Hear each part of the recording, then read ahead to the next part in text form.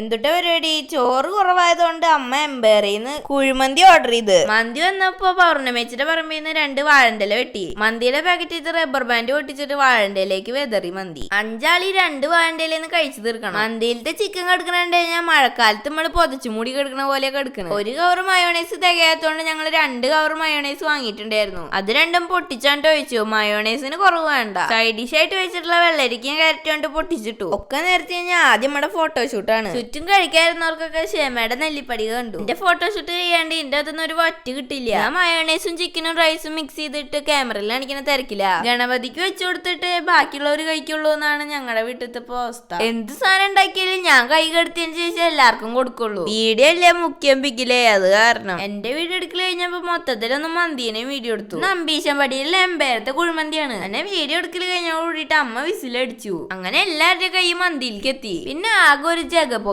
ഞങ്ങളോട് എന്ന് മന്തി വാങ്ങിയാലും ഇങ്ങനെ തന്നെ ചെയ്യാറ്. ഇതാവുമ്പോ പാത്രം കഴുകും വേണ്ട, ഇല കളഞ്ഞാൽ മാത്രം മതി. അങ്ങനെ കഥ പറഞ്ഞിരിക്കുമ്പോഴേക്കും ഇല കാലിയായി. കിട്ടിയ അവസാനത്തെ എല്ലും കഷ്ണത്തിന് പോലും വെറുതെ വിട്ടില്ല. അപ്പൊ ഇന്നത്തെ വീഡിയോ ഇത്രയുള്ള. അടുത്ത വീഡിയോ ആയിട്ട് വീണ്ടും കാണാം. Bye bye.